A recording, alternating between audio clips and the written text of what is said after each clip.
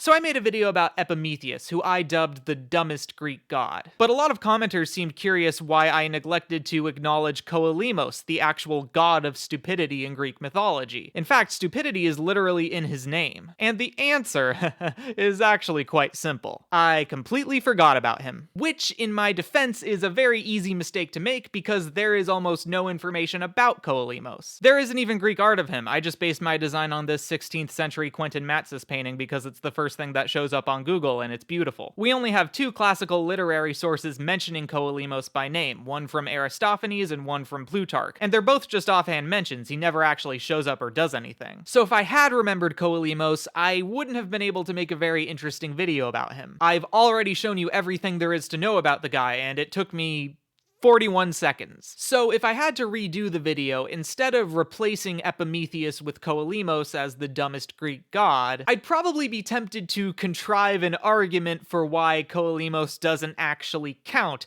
in order to retroactively justify me forgetting about him. But wouldn't you know it, after digging a little deeper, I think that argument might actually have legs. Looking closer at those two literary references to Koalemos, I'm now not 100% sure he was actually considered a god in ancient Greek tradition. The oldest source mentioning Koalemos was Aristophanes' play The Knights, which was a political satire mainly poking fun at Cleon, an Athenian politician who Aristophanes had a beef with. In an early scene of the play, a character is trying to convince a sausage seller that he is destined to become the ruler of Athens. And that's where we get this quote. "Mix and knead together all the state business as you do for your sausages. To win the people, always cook them something savory that pleases them. Besides, you possess all the attributes of a demagogue: a screeching, horrible voice, a perverse, cross-grained nature, and the language of the marketplace. In you all is united which is needful for governing. The oracles are in your favor, even including that of Delphi. Come, take a chaplet, offer a libation to Koalemos, the god of stupidity, and take care to fight vigorously." Now, the first thing to note here is the obvious absurdity of everything the character is saying. The play is a comedy after all. So it's highly unlikely that the Greeks actually worshipped and gave offerings to Koalemos. But he's still very explicitly referred to as the god of stupidity, so from that, it seems like a pretty closed case that that was his role in Greek tradition. Except, when you look at the quote in the original ancient Greek, that title is not there. He's referred to simply as Koalemos. By the way, shout out to the folks at the OSP and Mythology Fans Discord servers for helping me decipher that part, because I definitely cannot read ancient Greek. What I think might have happened here is the translator figured an English speaker wouldn't understand the name Koalemos to mean stupid person, so they added in the title God of Stupidity to make things more clear. But Koalemos is only serving the function of a god as part of a joke in a comedy play, the same play where a sausage seller becomes the leader of Athens. I don't see why we should take anything going on in this scene as a face value representation of people's beliefs and customs. Then if we look at Plutarch's Life of Simon, we can see that he's not directly referring to a deity, but rather a man who was nicknamed Koalemos for his reputation of being stupid, similar to how we today might call a dumb person bozo or an NFT investor. I suppose this nickname could be a reference to a figure actually named Koalemos,